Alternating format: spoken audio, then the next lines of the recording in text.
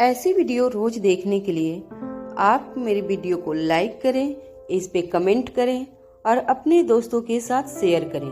और हाँ, अगर आप इस चैनल पे नए हैं तो इसे सब्सक्राइब करना ना भूलें। क्रिस्टोफर भी ओ बक्सा अपनी तरफ खींचते हुए शक्तिशाली गैंडे से कहने लगा, अरे मैं अपना वादा पूरा करूंगा, कहा न तुमसे। तुम भी इस पागल की बातों में कहाँ आ गए? क्रिस्टोफर की बात को बीच में काटते हुए शक्तिशाली गैंडे ने कहा, हाँ तो फिर तुम्हें देर किस बात की है? इसी वक्त इसमें से एक डोज मेरे हवाले कर दो। क्रिस्टोफर भी जोर से बक्सा अपनी ओर खींचते हुए शक्तिशाली गैंडे से कहने लगा, अरे तुम पागल हो गए हो क्या? अभी इसी वक्त ये सब कुछ करने की क्या जरूरत है? तुम अच्छी तरह से जानते हो कि स्पेशल डिपार्टमेंट के लोग कभी भी किसी भी वक्त यहाँ पर पहुँच सकते हैं। इस वक्त भी 16 पावर डेक को यहाँ से ले जाना ही बेहतर होगा, उसके बाद बंटवारा करेंगे। इस बार शक्तिशाली गैंडे ने भी अपनी आवाज बढ़ाते हुए क्रिस्टोफर से कहा, नहीं, बंटवारा तो अभी होगा, इसी वक्त होगा। तभी रेखा मौसी ने अचानक अपने कोट के बटन खोले और अपने शरीर पर लगा हुआ जैकेट क्रिस्टोफर और शक्तिशाली गैंडे को दिखाते हुए कहा, लगता है आज हम सबकी मौत एक साथ लिखी है। रेखा मौसी के शरीर पर लगे कई सारे टाइम बम्स को देखकर शक्तिशाली गैंडे और क्रिस्टोफर के होश उड़ गए। रेखा मौसी ने अपनी साड़ी के ऊपर और कोट के अंदर एक छोटा सा जैकेट पहन रखा था और उस जैकेट में कई सारे छोटे छोटे टाइम बम फिट किए गए थे। उन सारे बम में लाल पीली लाइट बार बार लिंक हो रही थी। रेखा मौसी एक सुसाइड बॉम्बर बनकर क्रिस्टोफर और शक्तिशाली गैंडे को एक साथ खत्म करने के लिए आई थी। क्रिस्टोफर और शक्तिशाली गैंडा रेखा मूर्ति के इस रूप को देखकर दंग रह गए। उन्हें समझ नहीं आ रहा था कि वह क्या करें।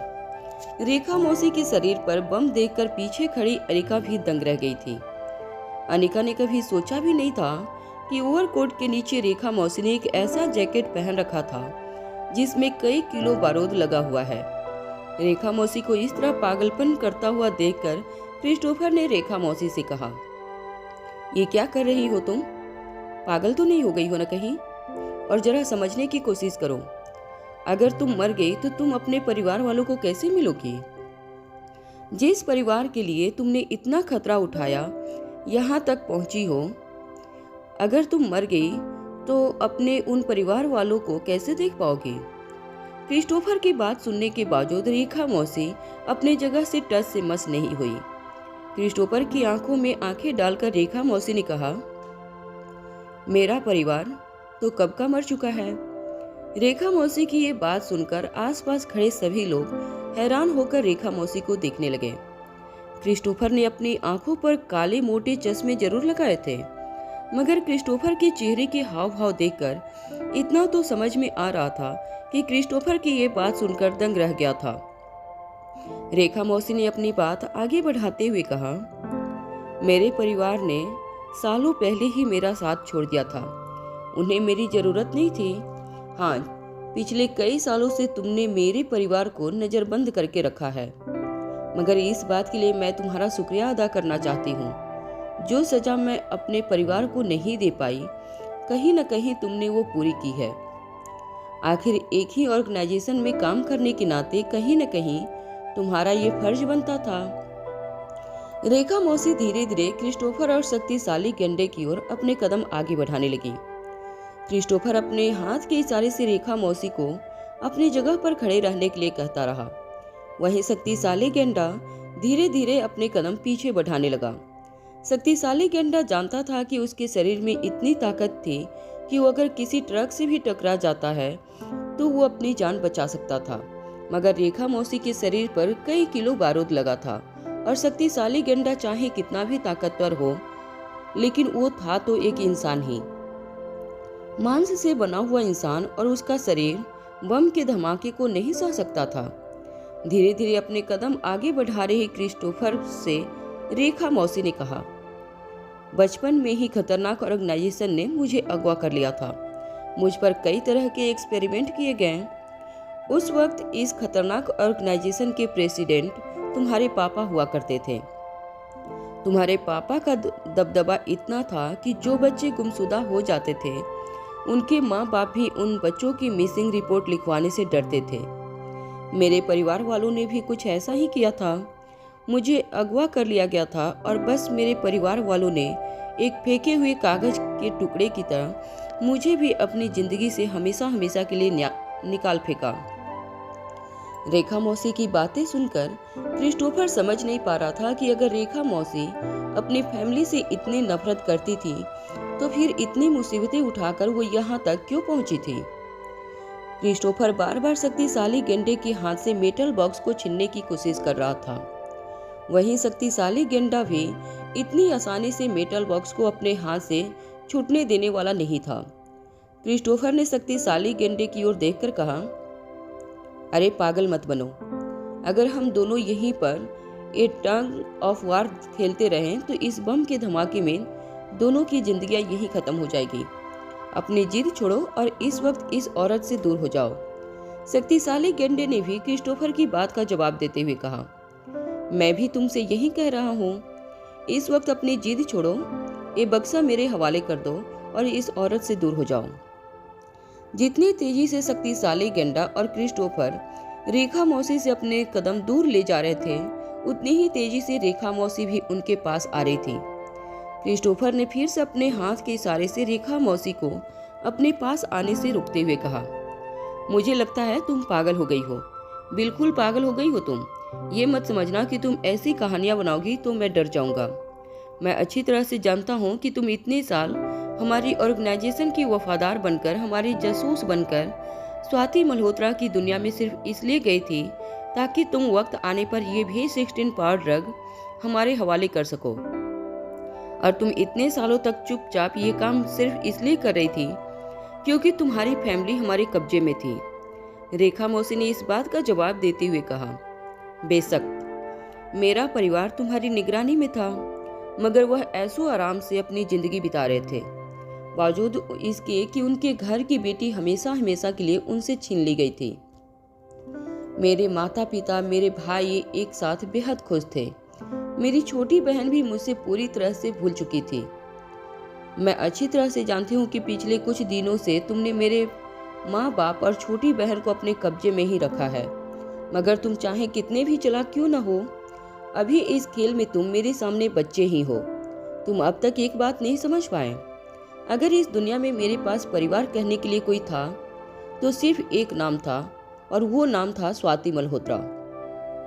तुम्हारे चंगुल से निकालने के बाद उस औरत ने मुझे एक नई जिंदगी दी, एक ऐसी जिंदगी जहां इंसान अपनी मर्जी से सांस ले सकता था, रिश्तों की अहमियत समझ सकता था, जहां इंसानों पर कोई बंदिश नहीं डाली जा सकती थी, जहां इंसान का कोई मालिक नहीं होता था।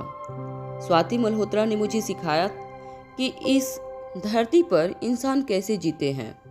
रेखा मौसी को स्वाति मल्होत्रा की एक एक बात वापस याद आने लगी। स्वाति मल्होत्रा ने रेखा मौसी को खाना बनाना सिखाया था, बिजनेस चलाना सिखाया था, बिजनेस की दुनिया में नाम कैसे करते हैं, लोगों के दिलों में जगह कैसे बनाते हैं, वो हर बात स्वाति मल्होत्रा ने रेखा मौसी को सिखाई थी, जो एक बड़ी बहन अपनी छोटी बहन को सिखाया करती थी। स्वाति मल्होत्रा को याद करते हुए रेखा मौसी की आंखों में नमी छा गई थी। रेखा मौसी ने क्रिस्टोफर से कहा, तुम्हारी खतरनाक ऑर्गेनाइजेशन चाहे कितनी भी चालाक हो, मगर एक बात भूल गई। उन्होंने मुझे अपना जासूस बनाकर सालों तक स्वाति मल्होत्रा के साथ रहने का हुक्म तो दे दिया, मगर वो ये भूल गए कि वक्त एक ऐसी चीज है जो बड़े से बड़े नासूर को भी सुखा सकती है, गहरे से गहरे घाव को भी ठीक कर सकती है। और बस वही तुम्हारी भूल हो गई। तुमने स्वाति मल्होत्रा के साथ मुझे वक्त बिताने का मौका देकर मुझे जीना कैसे चाहिए ये सीखने का मौका दे दिया, और मैं स्वाति मल्होत्रा के साथ रहकर जीना सीख गई। और आज वक्त आ गया है कि मैं स्वाति मल्होत्रा के किए हुए एहसानों का बदला चुका सकूं। जब आशीष ने स्वाति मल्होत्रा से रिलेटेड ये सारी बातें रेखा मौसी के मुंह से सुनी, तब वो दंग रह गया। उसने अचानक ही अपने सर पर एक हाथ रखते हुए जोर से आवाज लगाते हुए रेखा मौसी से कहा, रुक जाइए रेखा जी, ऐसा मत कीजिए, अपनी जान मत दीजिए। आशीष समझ गया था कि रेखा मौसी ने सब कुछ जानबूझकर किया था। वो अपने परिवार से प्यार नहीं करती थी, उन्हें प्यार था तो सिर्फ स्वाति मल्होत्रा से, और वो अपना फर्ज समझती थी कि स्वाति मल्होत्रा की मौत के बाद अनिका को हर मुसीबत से बचाएं, और इसीलिए वो भी 16 पावर ड्रग को लेकर अकेले ही खतरनाक ऑर्गेनाइजेशन को मिलने के लिए इस सफर पर निकली थी, क्योंकि वो जानती थी कि रास्ते में उनकी मुलाकात क्रिस्टोफर के साथ साथ शक्तिशाली गेंडे के साथ होगी, और वो एक साथ दोनों को खत्म करके अनिका की जिंदगी से हमेशा हमेशा के लिए खतरे और मुसीबत को दूर करना चाहती थी। रेखा मौसी के इस खतरनाक मकसद के पीछे सिर्फ एक ही कारण था, और वो अनिका को हमेशा हमेशा के लिए क्रिस्टोफर और शक्तिशाली गेंडे के खतरे से बाहर करना था। मगर वहां खड़े किसी ने भी ये नहीं सोचा था कि रेखा मूर्ति ने इतना बड़ा मास्टर प्लान बनाया था।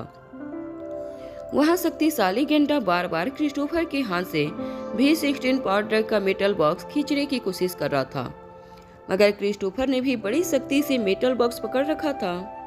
दोनों अच्छी तरह से जानते थे कि अगर भी 16 पावर ड्रग उनके हाथ से निकल गया तो उनकी मौत पक्की थी, मगर अब दोनों ये भी जान चुके थे कि अगर ज्यादा देर तक उन लोगों ने रेखा मूर्ति से दूरी बनाई तो अभी इसी वक्त उन दोनों की मौत पक्की थी। रेखा मूर्ति की आंखों में उन लोगों ने पढ़ लिया था कि वो आज सर पर कफन बांध कर आई थी। वो अपनी जान देकर अनिका और उसके बच्चों की जान बचाना चाहती थी। रेखा मूर्ति अपनी जैकेट में लगे बम के स्विच की ओर अपने हाथ आगे बढ़ाने लगी। वहीं क्रिस्टोफर और शक्तिशाली गेंडा डर के मारे अपने कदम पीछे हटाने लगे। अनिका रेखा मौसी को मौत के मुंह में जाते हुए देख रही थी। वो उन्हें रोकना चाहती थी, मगर रेखा मौसी ने जो ड्रग अनिका के शरीर में इंजेक्ट किया था उसकी वजह से अनिका की बॉडी मूवमेंट पूरी तरह से फ्रीज हो चुकी थी। अनिका जानती थी कि किसी भी वक्त रेखा मौसी अपनी उंगली स्विच पर रखेगी और बटन दबाते ही एक साथ धमाके के में रेखा मौसी और उनके आसपास खड़े सारे लोग राख में बदल जाएंगे। रेखा मौसी ने अपनी एक उंगली स्विच पर रख दी थी। यह देखकर आसपास खड़े सारे लोग और भी ज्यादा डर गए थे और अपने लिए कोई सेफ जगह ढूंढने की कोशिश करने लगे। कुछ लोग कार के नीचे चले गए तो कुछ लोग झाड़ियों के पीछे छुप गए, मगर क्रिस्टोफर और शक्तिशाली गेंडा इतनी आसानी से भी 16 पावर ड्रग का बक्सा छोड़कर भागने वाले नहीं थे। वह दोनों लगातार रेखा मौसी को समझाने की कोशिश कर रहे थे कि वह ऐसा पागलपन ना करे।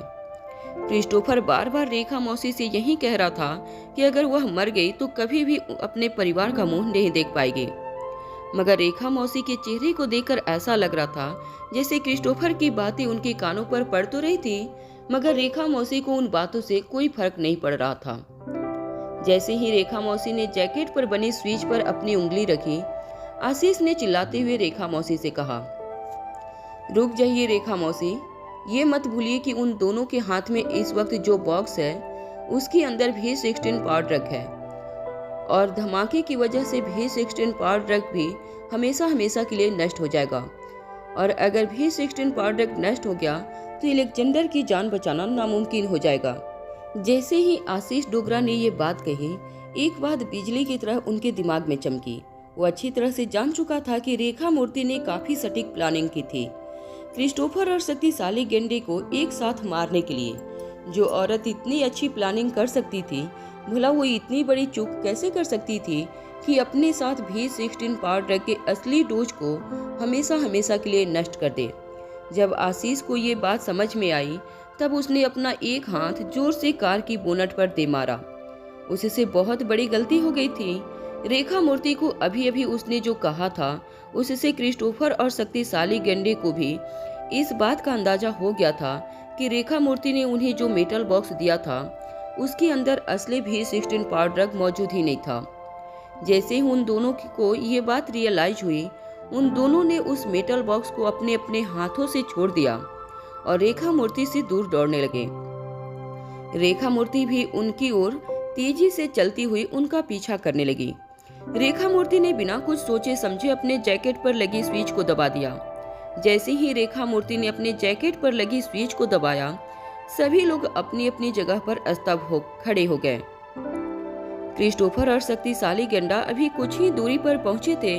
उन लोगों ने छलांग लगाकर जमीन पर लेट जाना ही बेहतर समझा। रेखा मूर्ति ने अपने बॉम्ब में 30 सेकेंड का टाइमर सेट किया था। 30 सेकंड पूरा होते ही जैकेट पर लगा बम इतनी जोर से फटता कि रेखा मूर्ति के आसपास 10 मीटर तक सिर्फ धुएं का गुबार और खाक ही नजर आती। अपनी जिंदगी के आखिरी क्षणों में रेखा मूर्ति को स्वाति मल्होत्रा की याद आने लगी। किस तरह खतरनाक ऑर्गेनाइजेशन से छुड़ाकर स्वाति मल्होत्रा ने रेखा मूर्ति को एक अच्छा और सच्चा जीवन बिताना सिखाया था। किस तरह स्वाति मल्होत्रा ने एक सगी बहन का फर्ज निभाते हुए रेखा मूर्ति को वो प्यार दिया जो रेखा मूर्ति को कभी अपने परिवार से नसीब नहीं हुआ था। रेखा मूर्ति को आज भी वो दिन याद था जब एनटीटी कंपनी की सारी जिम्मेदारियां स्वाति मल्होत्रा रेखा मूर्ति के कंधों पर छोड़कर जा रही थी। उस वक्त रेखा मूर्ति ने स्वाति मल्होत्रा से कहा था, दीदी प्लीज मुझे भी अपने साथ ले जाओ, तुम्हारे बिना मैं यहाँ क्या करूँगी। स्वाति मल्होत्रा ने बड़े ही प्यार से रेखा मूर्ति को समझाते हुए कहा, देखो यह एनटीटी कंपनी कोई मामूली कंपनी नहीं है। इसे तुम्हें आसमान की उन बुलंदियों तक पहुंचाना है जहां आज के पहले कभी कोई कंपनी नहीं पहुंची। और मेरी सलाह मानना, अपने लिए कोई अच्छा सा लड़का देखकर अपना घर बसा लेना। स्वाति मल्होत्रा की बातों से रेखा मूर्ति को अंदाजा हो गया था कि स्वाति मल्होत्रा लौटकर लंदन नहीं आने वाली थी। इस बात से नाराज होते हुए रेखा मूर्ति ने स्वाति मल्होत्रा से कहा था, दीदी मैं भी आपके साथ दिल्ली चलूंगी। आप जहाँ जहाँ जाएंगी मैं आप ही के साथ चलूंगी। मुझे ये कंपनी, रुपया, पैसा, दौलत कुछ नहीं चाहिए, बस मुझे आपका साथ चाहिए। इस बात पर नजरें झुकाते हुए स्वाति मल्होत्रा ने रेखा मूर्ति से कहा था, बस तुम्हें देने के लिए मेरे पास वक्त ही नहीं है, बाकी जो कुछ भी मेरा था वो सब तुम्हारा। बस इतना याद रखना, मेरे होने वाले बच्चे पर हमेशा तुम अपनी नजरें रखना। स्वाति मल्होत्रा की बात सुनने के बाद रेखा मूर्ति ने नाराज होते हुए स्वाति मल्होत्रा से कहा, इतना भरोसा मत कीजिए मुझ पर, कहीं मैंने आपके बच्चों को खतरनाक ऑर्गेनाइजेशन के हवाले कर दिया तो। रेखा मूर्ति की ये बात सुनकर स्वाति मल्होत्रा के चेहरे पर मुस्कान आ गई थी। स्वाति मल्होत्रा ने रेखा मूर्ति से कहा था, आज से तुम्हारी जिंदगी की मालिक तुम हो। तुम जो भी डिसीजन लोगी वो सोच समझकर ही लोगी, इसका मुझे पक्का यकीन है। रेखा मूर्ति समझ नहीं पा रही थी कि आखिर स्वाति मल्होत्रा उस पर इतना यकीन और इतना भरोसा क्यों करती थी। रेखा मूर्ति ने स्वाति मल्होत्रा को रोकने की लाख कोशिश की, मगर स्वाति मल्होत्रा को देखकर ऐसा लग रहा था जैसे वो किसी मिशन पर थी, वो रुकने वाली नहीं थी। एनटीटी कंपनी की सारी जिम्मेदारियां रेखा मूर्ति के हवाले करने के बाद स्वाति मल्होत्रा लंदन से चली गई थी। तकरीबन 2 साल बीत गए। रेखा मूर्ति ने स्वाति मल्होत्रा के जाने के बाद शराब को अपना सहारा मान लिया। तकरीबन 2 साल बाद जब स्वाति मल्होत्रा ने दोबारा रेखा मूर्ति से कांटेक्ट किया तो रेखा मूर्ति ये सोचकर खुश होने लगी थी कि स्वाति मल्होत्रा शायद फिर से उनकी जिंदगी में वापस आने वाली है। मगर स्वाति मल्होत्रा ने फोन पर रेखा मूर्ति से कहा, मैंने एक बेटी को जन्म दिया है और उस बेटी की सारी सुरक्षा की जिम्मेदारियां मैं तुम पर छोड़ रही हूँ। न जाने क्यों स्वाति मल्होत्रा की ये बात सुनकर रेखा मूर्ति को ऐसा लगने लगा था जैसे वो जिंदगी में आखिरी बार स्वाति मल्होत्रा से बातें कर रही थी। अपनी हैरानी जताती हुए रेखा मूर्ति ने स्वाति मल्होत्रा से पूछा, दीदी आप ऐसा क्यों कह रही हैं? आपकी बच्ची का ख्याल आपको खुद ही रखना है दीदी। न जाने क्यों मेरा जी बहुत घबरा रहा है। मैं आपसे मिलना चाहती हूँ। मैं अभी आपसे मिलने के लिए आ रही हूँ। रेखा मूर्ति की इस बात पर भारी आवाज में स्वाति मल्होत्रा ने रेखा मूर्ति से कहा, तुम जब तक यहाँ पहुँचोगी तब तक शायद बहुत देर हो चुकी होगी। मेरी एक बात हमेशा याद रखना, हमेशा अपने दिल की सुनना। जब सारे रास्ते बंद हो जाते हैं तब दिमाग का भी काम करना बंद हो जाता है, मगर अपना दिल एक ऐसा रास्ता जरूर ढूंढ निकालता है जिस रास्ते पर चलकर हमें सुकून हासिल होता है। बस इतना याद रखना कि मेरी बच्ची अभी 2 साल की है। जैसे जैसे उसकी उम्र बढ़ती जाएगी उस पर खतरा भी बढ़ता जाएगा।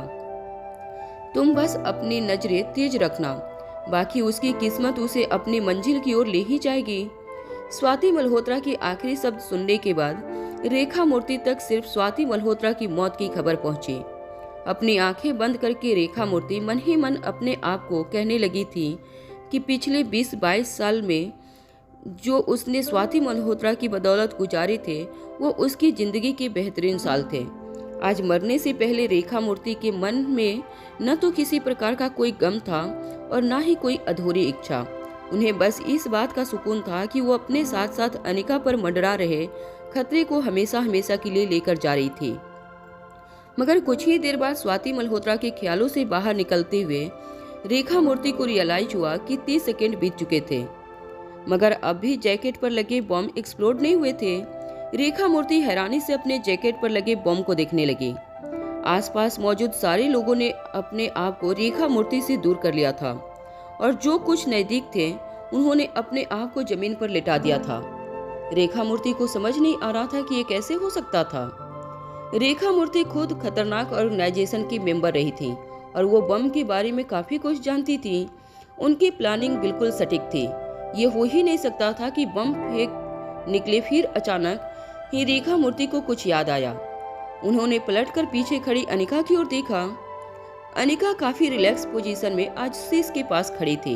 हालांकि अभी भी अनिका के शरीर से रेखा मूर्ति के लगाए हुए इंजेक्शन ड्रग का इफेक्ट कम नहीं हुआ था, मगर अनिका के चेहरे पर कहीं भी परेशानी का नामो निशान नजर नहीं आ रहा था।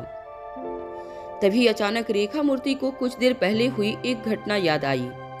जब उस होटल के किचन में रेखा मूर्ति अनिका के लिए खाना पका रही थी, तब अनिका बार बार रेखा मूर्ति के इर्द गिर्द चक्कर लगा रही थी। जब रेखा मूर्ति ने अनिका से पूछा था कि वो ऐसा क्यों कर रही है, तब अनिका ने जवाब देते हुए कहा कि वो खाना बनाने में उनकी मदद करना चाहती है। मगर ताज्जुब की बात ये थी कि अनिका के हाथों में छुरी तो थी, मगर उसके अलावा ना तो सब्जी ना कोई तरकारी। तब रेखा मूर्ति ने सोचा था कि शायद अनिका रेखा मूर्ति की खाना बनाने में मदद तो करना चाहती थी, मगर आज से पहले कभी उसने ऐसा नहीं किया था, इसलिए वो चाहकर भी रेखा मूर्ति की मदद नहीं कर पा रही थी। रेखा मूर्ति की आंखों में हैरानी देखते हुए अनिका ने अपनी आवाज़ तेज करते हुए कहा, वो आपके शरीर पर लगे बम को तो मैंने कब का डिफ्यूज कर दिया था। इतनी आसानी से मैं अपनी मौसी को जिंदगी के सामने घुटने टेकते हुए नहीं देख सकती। हैरान होती हुई रेखा मूर्ति ने अनिका से पूछा, मगर तुम्हें पता कैसे चला कि जैकेट के अंदर मैंने बम फिट किए थे? अनिका ने इस बात का जवाब देते हुए कहा, मैं अच्छी तरह से जानती हूँ कि आपको साड़ियाँ पहनना कितना अच्छा लगता है, मगर आज अचानक ही एक ब्लैक कोट में आपको देखकर मैं काफ़ी हैरान हो गई। आप अच्छी तरह से जानती थी कि जिस खतरनाक मिशन पर आप जा रही थी वहाँ पर जिंदगी का कोई भरोसा नहीं था, और जिस औरत को साड़ियाँ पहनने का इतना शौक हो वो जिंदगी के आखिरी पड़ाव पर अचानक ही वेस्टर्न कपड़े पहनकर क्यों आई थी। इसका अंदाजा लगा पाना मेरे लिए बहुत आसान था।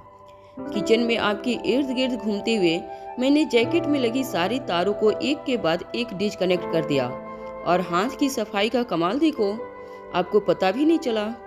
रेखा मूर्ति अच्छी तरह से जानती थी कि अनिका कितनी इंटेलिजेंट थी। आम लोगों के मुकाबले उसका आईक्यू काफी ज्यादा हाई था, मगर रेखा मूर्ति ने सपने में भी नहीं सोचा था कि अनिका इतनी तेज निकलेगी कि लोगों के मन की बात भी इतनी सफाई से पढ़ लेगी। रेखा मूर्ति अपनी आंखें बंद करके अपनी दोनों मुठियां माथे पर रखकर अनिका से कहने लगी, ये क्या किया तुमने?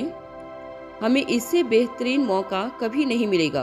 तुम दोनों दुश्मनों को मैं एक साथ तुम्हारे रास्ते से हमेशा हमेशा के लिए हटा देती। तुम्हारी माँ से किया हुआ वादा हमेशा के लिए पूरा हो जाता, और यह मौत मेरे लिए कोई सजा नहीं थी, मेरे लिए उत्सव था, क्योंकि मैं अपनी उस बहन से मिलने वाली थी। अगर तुम्हें कुछ हो गया तो मैं ऊपर जाकर अपनी बहन को क्या मुंह दिखाऊंगी? जिस दीदी ने मुझे जीना सिखाया, मैं अगर उसकी बच्ची को सुरक्षा ना दे पाई तो मेरी जिंदगी पर थू है। जैसे ही धीरे धीरे जमीन पर लेटे गुंडों को और आसपास कारों के पीछे छिपे हुए लोगों को पता चला कि रेखा मूर्ति के शरीर से लगे बम डिफ्यूज हो चुके थे, तो धीरे धीरे सभी लोग अपनी अपनी जगह से बाहर आने लगे। क्रिस्टोफर और शक्तिशाली गेंडा भी धीरे धीरे हिम्मत करके अपनी जगह पर खड़े होने लगे। वो दोनों अभी भी किसी बात का रिस्क नहीं लेना चाहते थे। वो जानते थे कि भेज एक्सटेंड पावर ड्रग अगर उन्हें नहीं मिला तो कुछ ही दिनों में उनकी मौत हो सकती थी, मगर वो भी अच्छी तरह से जानते थे कि अगर भेज एक्सटेंड पावर ड्रग तक उन्हें पहुंचना था तो उनका जिंदा रहना बहुत जरूरी था। जैसे ही क्रिस्टोफर और शक्तिशाली गेंडे अपने अपने पैरों पर खड़े हुए, उन्होंने जमीन पर पड़े मेटल बॉक्स पर नजर डाली। अगर उस मेटल बॉक्स में सचमुच भेज एक्सटेंड पावर ड्रग होता तो दोनों एक दूसरे के साथ लड़ भी लेते, मगर वो अब तक जान चुके थे कि मेटल बॉक्स के अंदर जो भी चीज रखी गई थी वो भी 16 पाउंड ड्रग नहीं थी। क्रिस्टोफर अपनी जगह से आगे बढ़ा और उस मेटल बॉक्स को जोर से लात मारते हुए किसी फुटबॉल की तरह उस मेटल बॉक्स को उछालकर दूर फेंक दिया। इसके बाद गुस्से और जुनून से रेखा मूर्ति की ओर देखते हुए क्रिस्टोफर ने अपने आदमियों से इशारा किया और कहा, इन मुंह बोली माँ और मुंह बोली बेटी को हमेशा हमेशा के लिए स्वाति मल्होत्रा के पास भेज दो। फिर जो भी बातें करनी होगी तीनों आपस में कर लेंगे। हमारे सामने इतनी बड़ी कहानी कहने की कोई जरूरत नहीं है। और हाँ, बहुत जल्द तुम लोगों का साथ देने के लिए एलेक्जेंडर भी ऊपर आ जाएगा।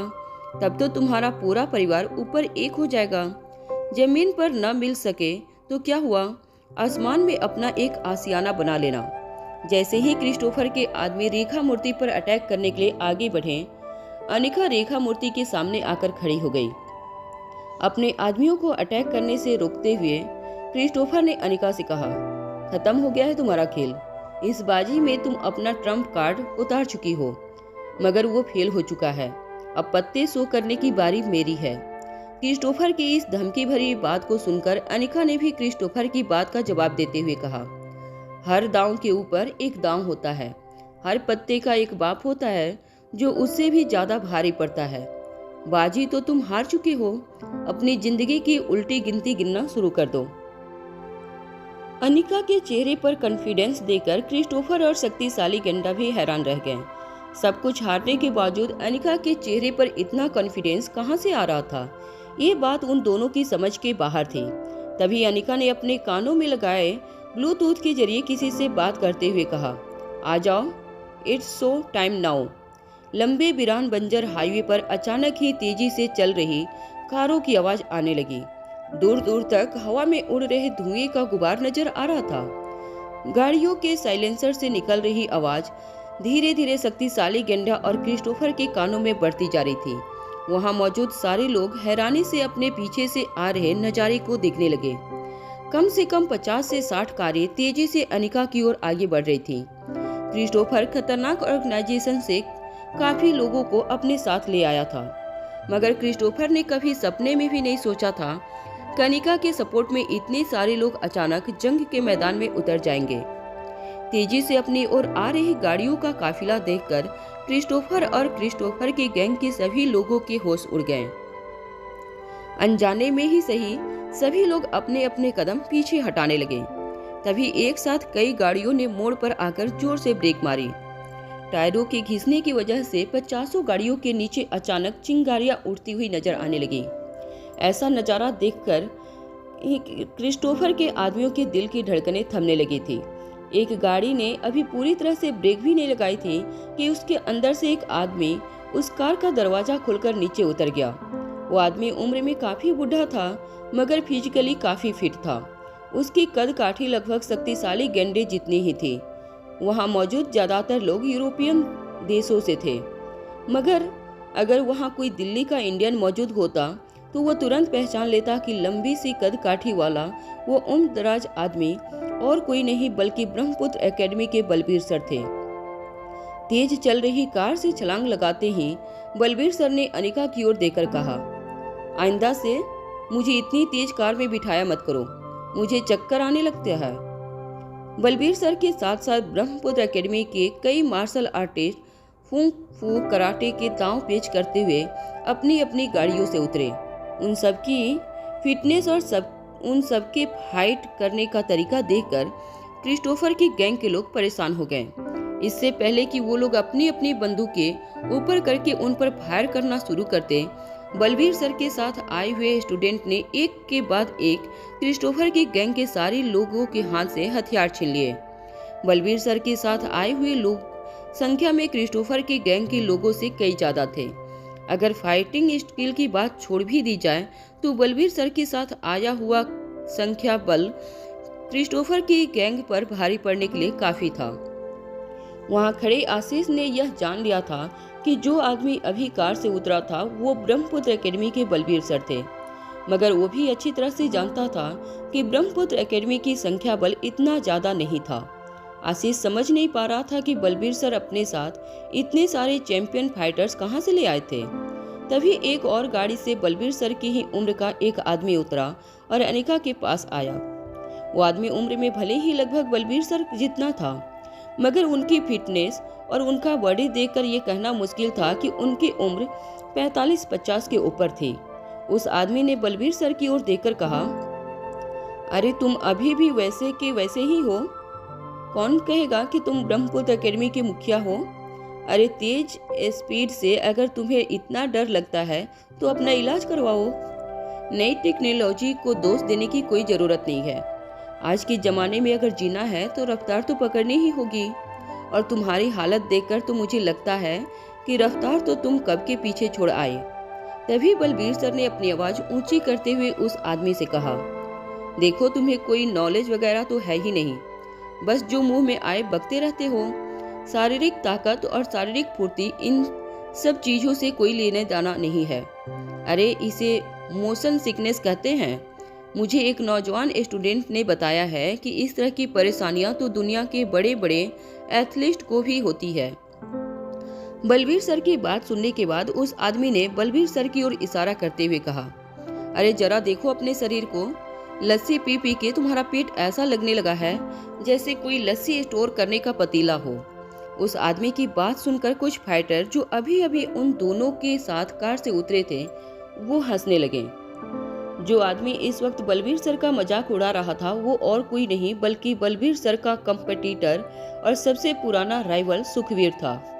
सुखवीर सर ने भी अपने एकेडमी से सारे बेस्ट फाइटरों को अपने साथ मिला लिया था और बलबीर सर के साथ इस मिशन पर आए थे।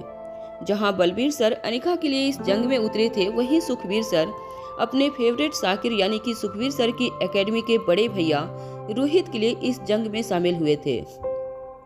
उन दोनों के बीच हमेशा की तरह आर्गुमेंट होती हुई देखकर अनिका ने अपने दांत कचकचाते हुए दोनों से कहा, अगर आप लोगों की टॉम एंड जेरी फाइट खत्म हो गई हो तो इन लोगों के साथ फाइट किया जाए।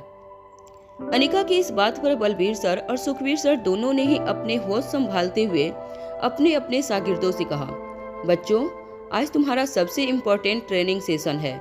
तुम्हें दुश्मनों की इस तरह से धुलाई करनी है कि उनकी शरीर का कोई पुर्जा जिंदगी में वापस ठीक से काम न करे। यहाँ मुझे सिर्फ दुश्मनों की चीखें सुनाई देनी चाहिए। आज तक हम लोगों ने जो भी करतब सिखाए हैं उनको अमल में लाने का वक्त आ गया है। सामने खड़ा दुश्मन सरहद पार कर दुश्मन से भी ज्यादा खतरनाक है। ये हमारे देश और दुनिया की नस्लों को खत्म करने आए हैं। इससे पहले कि वह अपने मंसूबों में कामयाब हो सके उन्हें यहीं पर खत्म करना है। यूँ समझ लो कि हम लोग पेस्ट कंट्रोल करने आए हैं। घर में दिमक लग जाए उससे पहले अगर पेस्ट कंट्रोल किया जाए तो घर को खतरनाक कीड़ों से बचाया जा सकता है, क्योंकि यही कीड़े आगे चलकर पूरे समाज के लिए नासूर बन सकते हैं। वहाँ शक्तिशाली गेंडा आसपास अपनी नजरें घुमाकर बचकर निकलने का रास्ता ढूंढ रहा था। वो जानता था कि 10-15 लोगों को वह आसानी से टैकल करके भीड़ के बीच रास्ता बनाकर वहां से भाग सकता था, मगर क्रिस्टोफर अच्छी तरह से जानता था कि बिना हथियार के उसकी ऑर्गेनाइजेशन के लोग कुछ भी नहीं थे। उसे जल्द ही वहां से बचकर निकलने का कोई तरीका सोचना था। इससे पहले कि बलबीर सर और सुखवीर सर के साथ आए हुए लोग क्रिस्टोफर के गैंग के ऊपर अटैक करते, क्रिस्टोफर ने अपने दोनों हाथ हवा में लहराते हुए कहा, रुक जाओ, तुम लोग बहुत बड़ी गलती कर रहे हो। क्रिस्टोफर की बात सुनकर बलबीर सर और सुखवीर सर दोनों क्रिस्टोफर को हैरानी से देखते रहे। क्रिस्टोफर ने अनिका की ओर देखकर कहा, देखो तुम बहुत बड़ी गलती करने जा रही हो। तुम्हें क्या लगता है मेरी खतरनाक ऑर्गेनाइजेशन को किसी की बैंकिंग नहीं है, किसी का सपोर्ट नहीं है? मेरी ऑर्गेनाइजेशन को जिसका सपोर्ट है वो लोग बहुत ही पावरफुल हैं। हम पर अटैक करने का मतलब होगा कि तुम अपने दुश्मनी मोल रही हो। क्रिस्टोफर की बात सुनकर अनिका भी कुछ देर के लिए हैरान हो रह गई थी। अनिका ने पहले ही अंदाजा लगा लिया था कि खतरनाक ऑर्गेनाइजेशन को कोई बहुत पावरफुल शख्स सपोर्ट कर रहा था। अनिका ने हमेशा से ही सोचा था कि फ्रांस की रानी खतरनाक ऑर्गेनाइजेशन को फंडिंग और सपोर्ट प्रोवाइड करती थी, मगर रानी आलिसा के साथ हुए मुलाकात के बाद अनिका को यह एहसास हो चुका था कि रानी आलिसा इन सब के पीछे नहीं थी। फिर कौन था वो खतरनाक ऑर्गेनाइजेशन को फंडिंग और सपोर्ट प्रोवाइड करता था? अनिका भी उसका नाम जानना चाहती थी। अनिका ने क्रिस्टोफर से पूछा, कौन है वो जो तुम्हें सपोर्ट कर रहा है? अगर हिम्मत है तो उनसे भी कहिए कि आए मैदान ये जंग में, आज फैसला हो जाए। अनिका की आंखों में जुनून देखकर क्रिस्टोफर समझ गया था कि वो किसी भी हालत में अपने कदम पीछे हटाने वाली नहीं थी। क्रिस्टोफर ने अपनी आवाज़ ऊंची करते हुए सबके सामने कहा, हमारी ऑर्गेनाइजेशन को जिसका सपोर्ट है वो और कोई नहीं बल्कि इस दुनिया का बेताज बादशाह द किंग है। क्रिस्टोफर ने जो नाम कहा था वह आसपास की पहाड़ियों से टकराकर वादियों में गूंजने लगी थी। अनिका किंग का नाम सुनकर हैरान हो गई थी। अनिका ने कभी सपने में भी नहीं सोचा था कि खतरनाक ऑर्गेनाइजेशन को जो फंडिंग और सपोर्ट प्रोवाइड हो रहा था वो द किंग कर रहा था। और अनिका अब तक अच्छी तरह से जान चुकी थी कि जिस किंग के बारे में क्रिस्टोफर इतनी जोर जोर से कह रहा था वो और कोई नहीं बल्कि उसके बच्चों का पिता रोहित मारवा था। अनिका धीरे धीरे अपना चेहरा पलटकर पीछे खड़ी ब्लैक जीप की ओर देखने लगी। कुछ ही देर में धीरे से उस ब्लैक जीप का दरवाजा खुला और ब्लैक मास्क और ब्लैक ब्लेजर पहना एक आदमी उस जीप से उतरता हुआ नजर आया। उस आदमी को वहां पर देख क्रिस्टोफर के होश उड़ गए। वो आदमी अपना ब्लेजर ठीक करता हुआ अनिका के पास आकर खड़ा हो गया। उस आदमी की इस हरकत ने साफ कर दिया था कि इस जंग में वो अनिका के साथ खड़ा था। अटकती हुई आवाज में क्रिस्टोफर ने फटी हुई आंखों से उस आदमी को ऊपर से नीचे तक देखा और कहा, द किंग, आप यहाँ? ये कैसे हो सकता है? आप इस लड़की की तरफ से कैसे हो सकते हैं? आप ही की रहमो करम पर यह खतरनाक ऑर्गेनाइजेशन इतने सालों से चला आ रहा था। क्या आपको B16 पाउडर नहीं चाहिए? अगर आपका जवाब ना हो तो आपने ये सब कुछ क्यों किया? किंग को उस जगह पर देखकर क्रिस्टोफर की हैरानी बढ़ती जा रही थी। वो जानना चाहता था कि आखिर किंग ये कौन सा खेल खेल रहा था उसके साथ। जब किंग अपने दोनों हाथ जेब में डालकर खामोश खड़ा था तब क्रिस्टोफर ने अपनी बात आगे बढ़ाते हुए किंग से कहा, समझ गया, मैं अच्छी तरह से समझ गया द किंग। वो इंपीरियल ग्रुप जो आपके भरोसे पर आज तक चलता आ रहा था और पूरी दुनिया को अपनी मुट्ठी में किए बैठा था, उस पूरे ग्रुप को क्या जवाब देंगे आप? वहाँ मौजूद किसी भी मेंबर को आपसे ये उम्मीद नहीं थी। उस पूरे ग्रुप को क्या जवाब देंगे आप? वहाँ मौजूद किसी भी मेंबर को आपसे ये उम्मीद नहीं थी। लोग आप पर बहुत भरोसा करते थे, मगर एक लड़की के हुस्न के जाल में फंसकर आपने न सिर्फ मेरी गैंग को बल्कि इंपीरियल ग्रुप को भी धोखा दिया है। इसके बाद अनिका की ओर देखकर क्रिस्टोफर ने अपनी आवाज बढ़ाते हुए कहा, और ये लड़की पता नहीं क्या जादू चलाती है मर्दों पर कि एक के बाद एक सारे मर्द इसके पीछे पागल हो जाते हैं, इसके आशिक बन जाते हैं। क्रिस्टोफर की ये बात सुनते ही द किंग ने अपना हाथ हवा में लहराते हुए क्रिस्टोफर को आगे बोलने से रोक लिया। जैसे ही किंग ने हाथ हवा में लहराया, आसपास खड़े लोगों का भी शोर अचानक से बंद हो गया। हवा की सरसराहट के अलावा अब उस हाईवे पर और कोई आवाज सुनाई नहीं दे रही थी। तभी किंग ने अपनी भारी आवाज में अपने आसपास देखते हुए कहा, कौन है वो जो अनिका के प्यार में है? बताओ कौन है वो? अनिका की कार के पीछे दरवाजे पर खड़ा आशीष अपने कोट के बटन एडजस्ट करने लगा। हालांकि अनिका के लिए उसकी फीलिंग्स सच्ची थी, मगर किंग के सामने सच बोलने की हिम्मत आशीष में नहीं थी। क्रिस्टोफर अब तक जान चुका था कि किंग उसका सपोर्ट करने वाला नहीं था। किंग ने अपने हाथ आए हुए आदमियों को इशारा किया। इशारा मिलते ही सुखवीर सर की एकेडमी से आए फाइटर्स बलबीर सर के शागिर्दों के साथ मिलकर क्रिस्टोफर की गैंग की पिटाई करने लगे।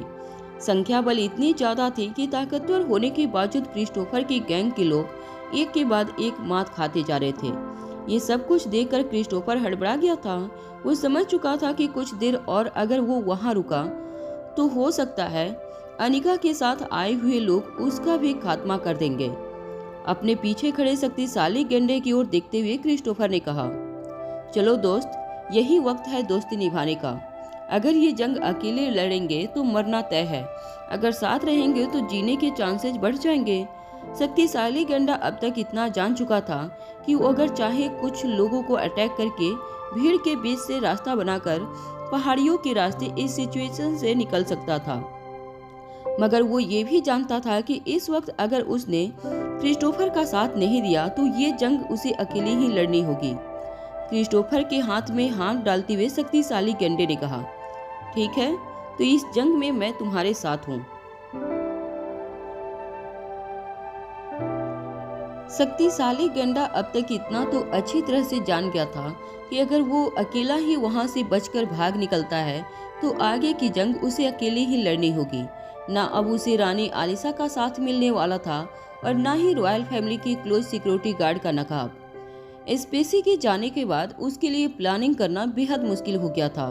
शक्तिशाली गेंडे की शारीरिक ताकत को किसी जंगली जानवर से कंपेयर किया जा सकता था, मगर शक्तिशाली गेंडा दिमागी तौर पर ज्यादा चालाक नहीं था। वो सीधा सीधा सोचता था। अपने दुश्मनों को खत्म करने के लिए उसके पास सिर्फ एक ताकत थी और वो थी उसकी शारीरिक ताकत।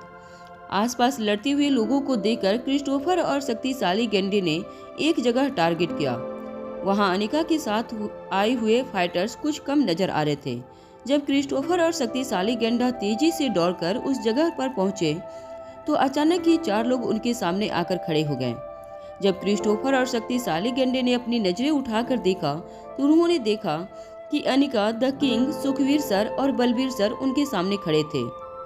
किंग को अपने सामने लड़ने के लिए तैयार देखकर क्रिस्टोफर ने किंग से कहा, किंग, आप ये बहुत बड़ी गलती कर रहे हो। आप इस औरत को जानते नहीं। अपने प्यार के जाल में इसने कई लोगों को पागल बना रखा है। इसी की वजह से इसके बच्चों के पिता की जान गई। उसके साथ कुछ दिनों तक इसकी शादी होने वाली थी। क्या आप जानते हो वो आदमी कौन था? वो आदमी इंडिया का सबसे बड़ा बिजनेस टाइकून रोहित मारवा था। अपना ही नाम अपने सामने सुनकर किंग ने अपने गले की खराश मिटाई और अनिका को चार्ज लेने को कह दिया। क्रिस्टोफर अच्छी तरह से समझ चुका था कि किंग पूरी तरह से अनिका के साथ मिल चुका था। अब उसके साथ आर्गुमेंट करने का कोई फायदा नहीं था। शक्तिशाली गेंडा जानता था कि अनिका की फाइटिंग स्किल अच्छी थी, मगर वो ये भी जानता था कि वो अनिका को इस तरह की फाइट में एक हाथ से ही पटक सकता था। बाकी 3 लोगों की फाइटिंग स्किल के बारे में शक्तिशाली गेंडा ज्यादा कुछ नहीं जानता था। शक्तिशाली गेंडे को ये भी नहीं पता था कि मास्क के पीछे छिपा आदमी सचमुच किंग ही था या और कोई। हालांकि शक्तिशाली गेंडा रानी आलिसा के साथ रहकर इतना तो जान चुका था कि किंग और कोई नहीं बल्कि खुद रोहित मारवा था, मगर ये सब क्रिस्टोफर के साथ क्लैरिफाई करने का उसके पास अब वक्त नहीं था। अपने सामने खड़े चारों लोगों की ओर देखकर शक्तिशाली गेंडे ने कहा, ठीक है, तुम अगर लड़ाई करने के लिए तैयार हो तो मैं भी तैयार हूँ। बताओ मुझे, कौन सबसे पहले ऊपर जाना चाहता है? शक्तिशाली गेंडे की धमकी सुनते ही अपने ही अनोखे लहजे में बलबीर सर ने अपना पांव जमीन पर पटकते हुए कहा, ओह, चुप कर खोतेया, जीना और मरना ऊपर वाले के हाथ में है। किसी की जान कब जाएगी, किस तरह जाएगी, ये तुम नहीं तय कर सकते। चलो, तुमसे मुकाबला करने के लिए मैं ही सबसे पहले मैदान में उतरता हूँ। आखिर इस पूरे ग्रुप में मैं सबसे बड़ा हूँ। ये कहते हुए बलबीर सर ने अपने कदम आगे बढ़ाए और अपने पैरों के अंगूठे से शक्तिशाली गेंडे और अपने बीच में एक लकीर खींच दी। शक्तिशाली गेंडा ये देखकर हैरान रह गया कि सिर्फ पैरों के अंगूठी के पावर से बलबीर सर ने जमीन में एक गहरी लकीर खींच दी थी। कुश्ती लड़ने का बलबीर सर का तरीका बिल्कुल सिंपल था। वो अपने शरीर की पूरी ताकत लगाकर इतनी फोर्स से अपने अपोजिशन पर वार करते थे कि दोबारा हमला करने के लायक ही न रहे। बलबीर सर की उम्र हो चुकी थी, मगर अपने शरीर की पूरी ताकत किस तरह एक ही जगह पर कंसंट्रेट की जाए, ये टेक्निक उन्हें अच्छी तरह से आती थी। कुश्ती का मैदान सज गया था। बलबीर सर अच्छी तरह से जानते थे कि उनके सामने खड़ा शक्तिशाली गेंडा किसी भी रूल को फॉलो नहीं करने वाला था, मगर फिर भी वो उसी तरीके से मैदान में उतरकर लड़ना चाहते थे जो तरीका उन्होंने काफी सालों से खुद भी सीखा था और अपने शागिर्दों को भी सिखाया था। शक्तिशाली गेंडा अपने दोनों हाथ अपनी कमर पर रखकर बूढ़े बलबीर सर की हर हरकत को बारीकी से देख रहा था। उसे समझ नहीं आ रहा था कि ये बूढ़ा आदमी सचमुच उससे लड़ना चाहता था या उसके साथ कोई मजाक करना चाहता था। इससे पहले कि शक्तिशाली गेंडा बलबीर सर से कुछ कहता, बलबीर सर ने अपने शरीर की पूरी ताकत लगा दी और अपने एक हाथ की मुट्ठी को कसते हुए अपना भारी भरकम हाथ शक्तिशाली गेंडे पर वार करने के लिए तैयार किया। शक्तिशाली गेंडा भी बलबीर सर को देखकर अपनी पोजीशन पर आ गया। फिर एक ही झटके में एक लंबी सांस अपने शरीर में खींचने के बाद बलबीर सर ने अपने शरीर की पूरी ताकत लगाकर शक्तिशाली गेंडे पर अपने मुक्के से वार किया। शक्तिशाली गेंडे की शारीरिक फुर्ती बिजली की तरह तेज थी। बलबीर सर का हाथ शक्तिशाली गेंडे के चेहरे तक पहुंच पाता उससे पहले ही शक्तिशाली गेंडे ने अपने हाथ से बलबीर सर का मुक्का रोक लिया। मगर बलबीर सर के मुक्के में इतना पावर था कि जैसे ही शक्तिशाली गेंडे ने बलबीर सर का मुक्का रोकने की कोशिश की, एक धमाके जैसी आवाज वहां खड़े लोगों को सुनाई दी। शक्तिशाली गेंडा अपने कदम कुछ पीछे हटाने के लिए मजबूर हो गया। एक बूढ़े आदमी के अंदर इतना पावर देखकर शक्तिशाली गेंडा भी हैरान रह गया था। जिंदगी में पहली बार शक्तिशाली गेंडे को किसी के मुक्के को रोकते हुए इतना दर्द महसूस हो रहा था। बलबीर सर ने अपने शरीर की पूरी ताकत लगा दी थी इस मुकाबले में। जब वो शक्तिशाली गेंडा फिर से अटैक करने के लिए तैयार होने लगे, तब उन्हें एहसास हुआ कि उनकी सांसें फूलने लगी थी। बलबीर सर को हाँफते हुए देखकर पास ही खड़े सुखवीर सर ने बलबीर सर से कहा, मैं तो कई सालों से कह रहा हूँ, तुम्हारी टेक्निक ही गलत है। अरे पावर का कम इस्तेमाल करो और फुर्ती का इस्तेमाल ज्यादा किया करो। मॉडर्न टेक्निक सीखोगे तभी तो मैदान में खतरनाक फाइटरों के सामने टिक पाओगे। तेज सांसें ले रहे बलबीर सर ने सुखवीर सर की ओर देखकर कहा, अरे चुप हो जाओ, मैं जो अपने स्टूडेंट को टेक्निक सिखाता हूँ वही सही टेक्निक है। जिंदगी में हमारे शरीर के अलावा हमारा और कोई दोस्त नहीं है और तुम नहीं जानते कि शरीर में कितनी ताकत होती है। बलबीर सर ने शक्तिशाली गेंडे की ओर इशारा करते हुए कहा, इन जैसे लोग खतरनाक ड्रग का इस्तेमाल करके अपने शरीर को खुद ही नष्ट करते हैं। भले ही टेम्परेरी ताकत आ जाती है इनके शरीर में, मगर लंबे समय के लिए टिकती नहीं है। और मेरे शरीर को देखो, मेरी इतनी उम्र होने के बावजूद आज भी मैं इस गेंडे के सामने लड़ सकता हूँ। बलबीर सर की यह बात सुनकर सुखवीर सर ने रिंग में आते हुए कहा, अरे तुम क्या अकेले लड़ सकते हो? चलो अब तुम तमाशा देखो, मैं इसके साथ मुकाबला करता हूँ। बलबीर सर ने सुखवीर सर को ताली दी और रिंग से बाहर तो हो गए, मगर बाहर निकलते ही बलबीर सर ने सुखवीर सर से कहा, मैं तेरी चालाकी अच्छी तरह से समझता हूँ। पहले तूने मुझे इसलिए जाने दिया ताकि तू इसके फाइटिंग स्किल को नोटिस कर सके, और उसके बाद इसकी फाइट में तकनीक की खामियां निकालने के बाद तू मैदान में उतरे। तू पहले से ही ऐसा है, ताकत पाने के लिए हमेशा शॉर्टकट ढूंढता रहता है, लोगों को कुश्ती से ज्यादा चालबाजियां सिखाता है। मैं तुझे अच्छी तरह से जानता हूँ। बलबीर सर अपनी बात पूरी कर पाते उससे पहले शक्तिशाली गेंडे ने एक जोर का मुक्का सुखवीर सर के चेहरे पर मार दिया। मुक्के का जोर इतना ज्यादा था कि सुखवीर सर हड़बड़ाकर अपने कदम पीछे लेने लगे, मगर वक्त रहते अपने कदमों को संभालते हुए सुखवीर सर ने भी एक के बाद एक लातों और मुक्कों से शक्तिशाली गेंडे पर वार करना शुरू किया। सुखवीर सर शक्तिशाली गेंडे के चेहरे पर तेजी से वार कर रहे थे। हालांकि शक्तिशाली गेंडा को सुखवीर सर के वार से दर्द महसूस नहीं हो रहा था, मगर इससे पहले शक्तिशाली गेंडे ने कभी किसी को इतना तेज तरार हमले करते हुए नहीं देखा था। कुछ देर बाद शक्तिशाली गेंडे ने अपने दोनों हाथों की ताकत लगाकर सुखवीर सर की छाती पर वार किया, जिसकी वजह से सुखवीर सर कुछ फुट हवा में उड़कर नीचे जमीन पर गिरे। जमीन पर गिरते ही सुखवीर सर ने अपनी कमर पकड़ ली। सुखवीर सर को जमीन पर गिरा हुआ देखकर बलबीर सर ने ताली बजाते हुए कहा, मुझे बुढ़ा कहता है, तू कौन सा 25 साल का है? जमीन पर गिरे हुए सुखवीर सर ने अपनी कमर पकड़ते हुए बलबीर सर से कहा, अरे तुमसे तो बेहतर ही हूँ, तुम तो एक ही मुक्के में ढेर हो गया। मैंने कम से कम 10-12 मुक्के उसके चेहरे पर जड़ दिए। इतना ही ये साबित करने के लिए काफी है कई हम दोनों में ज्यादा सुपीरियर कौन है। शक्तिशाली गेंडे को सुखवीर सर की ये बात बिल्कुल पसंद नहीं आई थी, इसलिए जोर से अपना पांव जमीन पर पटकते हुए सुखवीर सर से शक्तिशाली गेंडे ने कहा, ए सुनो बुढ़े, तेरे मुक्के से मुझे कोई फर्क नहीं पड़ता। तेरे मुक्कों की वजह से मुझे चींटी के काटने जितना भी दर्द नहीं हुआ, समझा? जैसे ही शक्तिशाली गेंडे ने सुखवीर सर को यह बात कही, वहां खड़े बलबीर सर ने ताली बजाते हुए सुखवीर सर पर हंसना शुरू किया।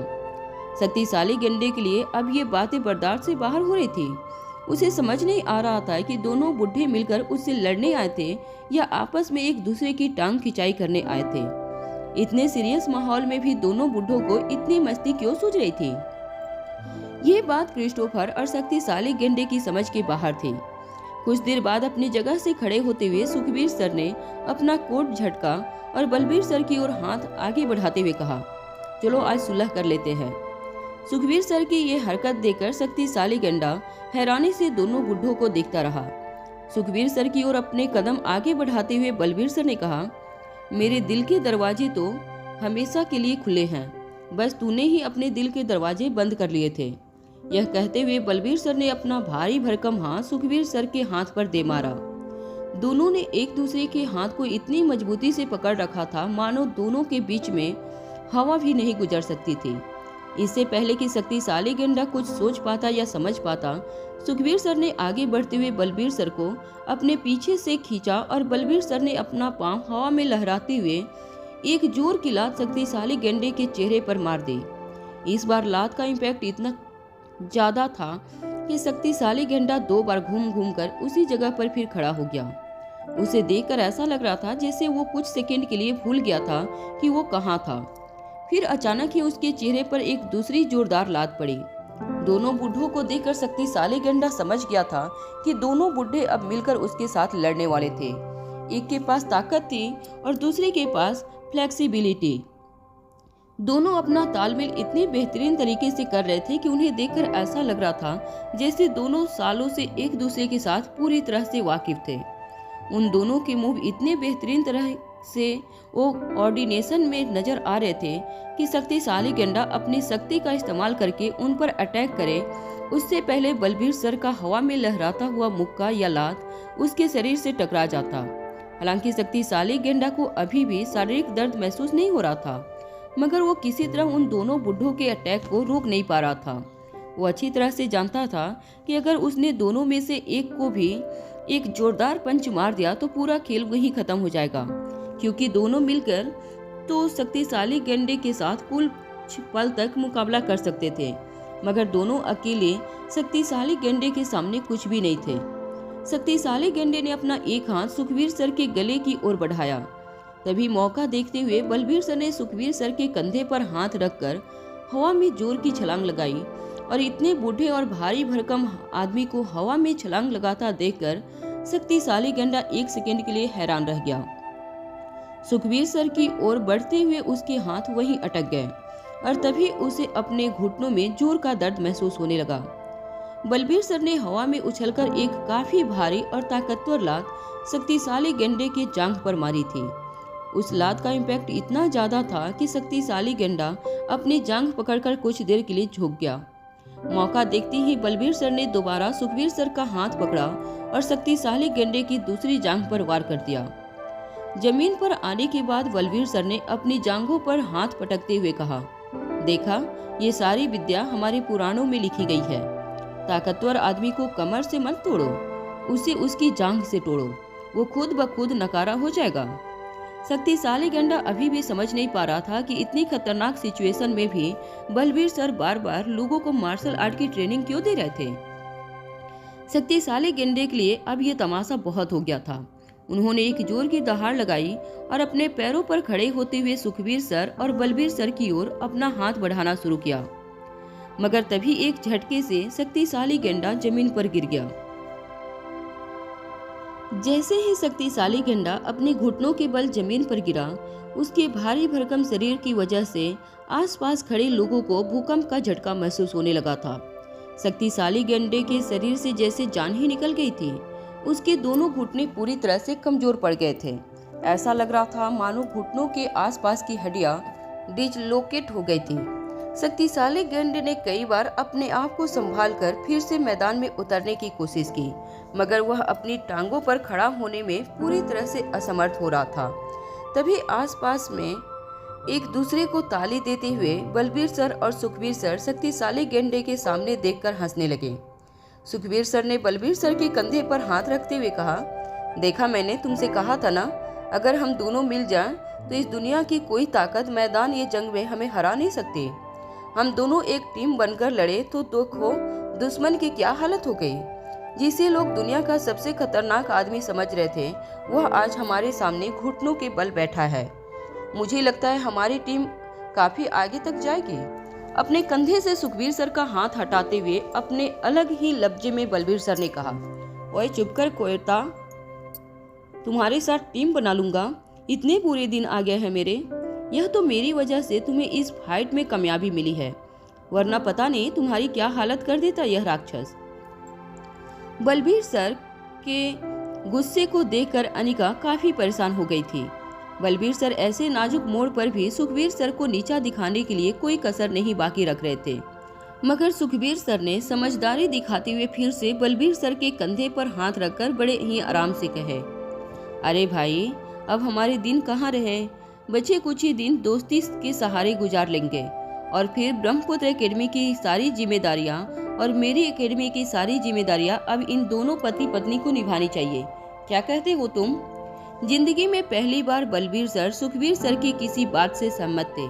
अनिका अच्छी तरह से जानती थी कि बलबीर सर बस इसी मौके की तलाश में रहते हैं कि कब वह एकेडमी की सारी जिम्मेदारियां अनिका के कंधों पर डालकर रिटायरमेंट का आनंद ले।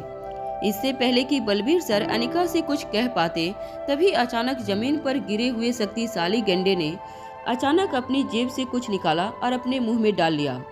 अनिका को शक था कि अपनी हार ना बर्दाश्त कर पाने की वजह से शक्तिशाली गेंडे ने जहर खाकर अपने आप को मारने की कोशिश की। अपने मुंह में टैबलेट डालने के बाद शक्तिशाली गेंडा अपना सर झुकाकर कुछ देर तक बिना हिले डुले जमीन पर पड़ा रहा। शक्तिशाली गेंडे के शरीर में किसी भी तरह की हरकत दिखाई नहीं दे रही थी। पास खड़ा क्रिस्टोफर भी शक्तिशाली गेंडे को इस तरह देखकर काफी हैरान रह गया। क्रिस्टोफर ने कभी सोचा नहीं था कि इतनी शारीरिक ताकत रखने वाला शक्तिशाली गेंडा इतनी आसानी से जिंदगी से हार मान लेगा। कुछ देर बाद शक्तिशाली गेंडे के शरीर में हल्की हल्की हरकत दिखाई देने लगी। धीरे धीरे शक्तिशाली गेंडा अपने हाथों की पकड़ मजबूत बनाता गया। जमीन पर गिरे शक्तिशाली गेंडे के हाथ धीरे धीरे मिट्टी को कुरेदने लगे। फिर अचानक शक्तिशाली गेंडे ने धीरे से अपना सर उठाना शुरू किया। जब शक्तिशाली गेंडे ने अपनी तेज नजरों से अपने सामने खड़ी अनिका की ओर देखा तो अनिका को ऐसा लग रहा था जैसे शक्तिशाली गेंडे के अंदर किसी शैतानी ताकत ने प्रवेश कर लिया था। शक्तिशाली गेंडे की आंखें जुनून के खून से लाल हो चुकी थी। फिर देखते ही देखते बिना अपने हाथों के सहारे शक्तिशाली गेंडे ने अपने पैरों को सीधा करते हुए जोर से अपना एक हाथ मरोड़ा। शक्तिशाली गेंडे के शरीर से अजीब सी आवाजें आने लगी। ऐसा लग रहा था जैसे उसकी हड्डियां जो कुछ ही देर पहले डिस्कोलेटेड हो गई थी, वह फिर से अपनी पुरानी जगह पर लौट आई थी, जिसकी वजह से हड्डियों के चटकने की आवाज आ रही थी। धीरे धीरे शक्तिशाली गेंडा तेज सांस लेते हुए अपनी जगह से खड़ा हुआ। शक्तिशाली गेंडा जुनून भरी नजरों से अनिका की ओर देख रहा था। उसकी आंखों में साफ लिखा था कि आज वह किसी भी हालत में अनिका को मौत की घाट उतार कर रहेगा। शक्तिशाली गेंडे को फिर से अपने पैरों पर खड़ा देखकर बलबीर सर और सुखबीर सर ने फिर से अपना एक हाथ दूसरे के हाथ में देकर एक लॉक सा बना लिया। बलबीर सर ने कड़क आवाज में शक्तिशाली गेंडे की ओर देखते हुए कहा, बहुत जान है तुम में, मुझे लगता है दूसरे राउंड में तुम जरूर अपनी हार मान लोगे। जैसे ही यह कहने के बाद बलबीर सर ने सुखबीर सर के कंधे पर हाथ रखकर शक्तिशाली गेंडे को अटैक करने की कोशिश की। शक्तिशाली गेंडे ने अपने एक हाथ से बलबीर सर के शरीर पर मुक्का मार के उन्हें जमीन पर पटक दिया। शक्तिशाली गेंडे ने जब अपने दोनों हाथ हवा में लहराए तो अनिका को साफ नजर आ रहा था कि शक्तिशाली गेंडे के मसल पहले के मुकाबले ज्यादा फूल चुके थे। शक्तिशाली गेंडे के बॉडी मसल इतने फूल गए थे कि उसने जो जैकेट पहन रखी थी वह भी हर तरह से फटने लगी थी। शक्तिशाली गेंडे ने सिर की दहाड़ लगाते हुए अपने हाथों में पकड़ी टेबलेट की शीशी जमीन पर फेंकी। वो शीशी अनिका के पांव के पास आ गिरी। अनिका ने जब उस टेबलेट की शीशी को उठाकर देखा तो वह यह देखकर दंग रह गई थी कि शक्तिशाली गेंडे ने जो स्टेरॉयड लिए थे वह दुनिया के सबसे खतरनाक स्टेरॉयड थे। रंग की B16 पाउडर की तरह यह इंसान के शरीर में परमानेंट मॉडिफिकेशन नहीं करता था, मगर कुछ घंटों के लिए इंसान के शरीर में वह ताकत पैदा करता था जो लोहे की रड को आसानी से मोड़ दे। मगर शक्तिशाली गेंडा जो पहले से अपने शरीर में 10 जंगली हाथियों की ताकत लिए घूम रहा था, जब उसने यह स्टेरॉयड लिया तो उसका अंजाम क्या होगा यह सोचना भी मुश्किल था। अचानक वहां पर खड़े सभी लोगों ने शक्तिशाली गेंडे का यह रूप देखकर अपने कदम पीछे हटाते हुए कहने लगे। शक्तिशाली गेंडे को देखकर ऐसा लग रहा था जैसे उसका शरीर पहले के मुकाबले कुछ ज्यादा बड़ा हो गया था। जमीन पर गिरे बलबीर सर ने अपना होश संभालते हुए अपने आप को अपने पैरों पर खड़ा किया और अपने कपड़े झटकते हुए अनिका से पूछा, इस आदमी ने ऐसी कौन सी दवाई खाई है जो इसके अंदर यह शैतानी ताकत पैदा हो गई। एक डॉक्टर होने के नाते अनिका अच्छी तरह से जानती थी कि शक्तिशाली गेंडे ने जो दवाई खाई थी वह पूरी दुनिया में बैन थी। अनिका इस दवाई के इफेक्ट के बारे में भी अच्छी तरह से जानती थी। वो अब जान चुकी थी कि शक्तिशाली गेंडे के साथ बलबीर सर और सुखवीर सर का लड़ना काफी मुश्किल होने वाला था। इसलिए अनिका ने भी बलबीर सर और सुखवीर सर के साथ टीम बनाकर शक्तिशाली गेंडे को रोकने की ठान ली। तभी अनिका के हाथों में हल्की सी हरकत महसूस हुई।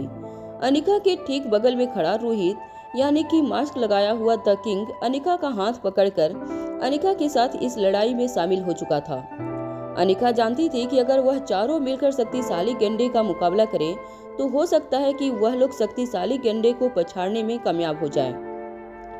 जैसे ही शक्तिशाली गेंडे ने बलबीर सर और सुखवीर सर पर अटैक किया, दोनों अपना तालमेल दिखाते हुए बड़ी ही बहादुरी से शक्तिशाली गेंडे के साथ लड़ने लगे। वहां कुछ ही दूरी पर खड़ा क्रिस्टोफर एक मौके की तलाश में था और उसे वह मौका मिल गया था। अनिका, जिसका ध्यान पूरी तरह से शक्तिशाली गेंडे के ऊपर था, वह लगभग भूल चुकी थी खतरा सिर्फ उसके सामने नहीं बल्कि पीछे भी था।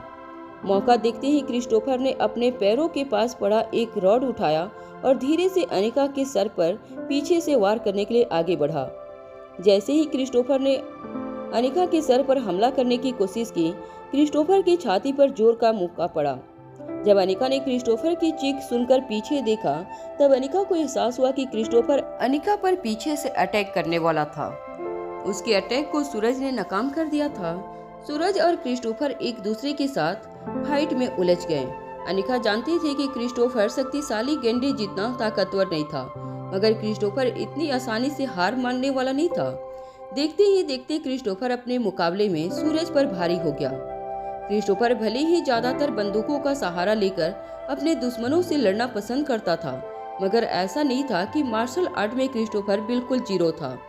सूरज के साथ मुकाबला करते हुए क्रिस्टोफर अपने हाथ में पकड़ी हुई रड से एक के बाद एक सूरज पर हमला करता गया। सूरज बार बार हो रहे हमले को झेल नहीं पा रहा था। तभी अनिका ने रोहित को इशारा करते हुए क्रिस्टोफर से लड़ने के लिए भेजा। अनिका का इशारा मिलते ही रोहित दौड़कर सूरज के पास गया और सिचुएशन संभालते हुए क्रिस्टोफर के साथ मुकाबला करने लगा। हालांकि रोहित की फाइटिंग स्किल के सामने क्रिस्टोफर अपने आप को काफी हल्का महसूस करने लगा था और देखते ही देखते रोहित ने सिचुएशन का जायजा ले लिया। फाइट में अब रोहित पूरी तरह से क्रिस्टोफर पर भारी पड़ गया था। वहां बड़े ही आत्मविश्वास और हिम्मत के साथ सुखवीर सर, बलबीर सर शक्तिशाली गेंडे के साथ लड़ने की कोशिश कर रहे थे और अनिका के आने से उनकी टीम में ताकत बढ़ गई थी। शक्तिशाली गेंडा सारी सिचुएशन देखकर समझ गया था कि ये ही एक मौका था उनके पास वहां से बचकर निकलने का। अगर यह मौका हाथ से चला गया तो अनिका और उसकी टीम गेंडे को वहीं पर मार देगी। अनिका एक के बाद एक तेजी से शक्तिशाली गेंडे पर वार करती रही। सुखवीर सर और बलबीर सर भी बार बार शक्तिशाली गेंडे की जांघों पर अटैक कर रहे थे, मगर इस बार शक्तिशाली गेंडे के शरीर पर इन अटैक का कोई असर नहीं हो रहा था। शक्तिशाली गेंडा बार बार किसी जख्मी शेर की तरह दहाड़कर अपने दुश्मनों को डराने की कोशिश कर रहा था और एक के बाद एक मुक्कों और लातों से बलबीर सर, अनिका और सुखवीर सर पर अटैक कर रहा था। वहां रोहित ने पूरी तरह से क्रिस्टोफर पर अपना काबू पा लिया था, मगर तभी क्रिस्टोफर ने अपने पास पड़ी एक बंदूक उठाकर किंग की ओर तान दी और कहा, मैंने कभी सपने में भी नहीं सोचा था कि आपके सामने मुझे इस तरह से लड़ना होगा। आखिर क्यों किया आपने यह सब कुछ सिर्फ एक लड़की को पाने के लिए? अरे आप तो इस दुनिया के सबसे ताकतवर इंसानों में से एक हैं। दिल बहलाने के लिए जितनी लड़कियां चाहिए आप कभी भी किसी भी वक्त पा सकते हैं। इस 3 बच्चों की माँ में आपने ऐसा क्या देख लिया कि इसके प्यार में इतने दीवाने हो गए कि आप अपनी ही ऑर्गेनाइजेशन के खिलाफ खड़े होकर इस लड़की के साथ मिलकर मुझसे लड़ रहे हैं। हालांकि अनिका का पूरा ध्यान शक्तिशाली गेंडे के साथ लड़ने में था, मगर अनिका ने क्रिस्टोफर की यह बात बड़ी ही ध्यान से सुनी थी। क्रिस्टोफर की बात सुनकर अनिका का कंसंट्रेशन कुछ देर के लिए हिल गया था और इसी चीज का फायदा उठाकर शक्तिशाली गेंडे ने जोर से सुखवीर सर की छाती पर वार किया। सुखवीर सर अपने भारी भरकम शरीर के साथ जमीन पर गिरे और साथ साथ बलबीर सर को भी ले गिरे।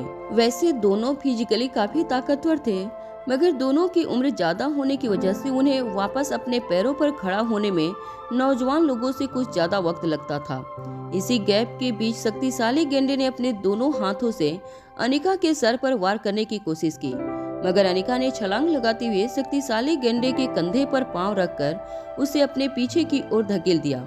जब अनिका ने शक्तिशाली गेंडे को पीछे की ओर धकेला, तब शक्तिशाली गेंडे की गर्दन में उसे तेज दर्द महसूस हुआ। यह ठीक उसी तरह का दर्द था जो यूनिवर्सिटी में अनिका के साथ लड़ते वक्त शक्तिशाली गेंडे को अपने हाथों में महसूस हुआ था। शक्तिशाली गेंडे ने जब अपनी गर्दन पर उंगलियां फेरी, तब उसे महसूस हुआ कि अनिका ने फिर से वही चाल चली थी। अनिका ने शक्तिशाली गेंडे की गर्दन में एक बड़ी सी सुई चुभोई थी। उस सुई को निकालते हुए शक्तिशाली गेंडे ने उसे जमीन पर फेंका और अनिका से कहा, तुम जैसी बुजदिल और कायर मैंने इस दुनिया में नहीं देखी। बार बार एक ही हथकड़ा अपनाते हुए तुम्हें अपने आप पर शर्म नहीं आती? अगर अपने आप को बहादुर और निडर कहती हो तो खुलेआम जंग के मैदान में मेरा सामना करो। इस तरह की गिरी हुई हरकतों का इस्तेमाल करके तुम अपने लिए मेरा गुस्सा और भी ज्यादा बढ़ा रही हो। अनिका को धमकाने के बाद शक्तिशाली गेंडे के पास पड़ी एक बाइक पर बैठा और जोर से बाइक को किक मारकर बाइक का आगे का पहिया हवा में उछालकर वहां से निकलने लगा। जैसे ही रोहित शक्तिशाली गेंडा का पीछा करने के लिए आगे बढ़ा, अनिका ने उसे रोकते हुए कहा, उसका पीछा करने की कोई जरूरत नहीं है। उसके पास अब जीने के लिए बस कुछ ही सांसें बची है। अनिका की बात सुनकर जमीन पर पड़ा क्रिस्टोफर हैरान रह गया। प्लीज़ आप लोगों से हाथ जोड़कर रिक्वेस्ट है कि आप लोग मेरी वीडियो को डाउनलोड करके नहीं देखें। इतनी मेहनत करती हूँ, प्लीज़ मुझे सपोर्ट कीजिए।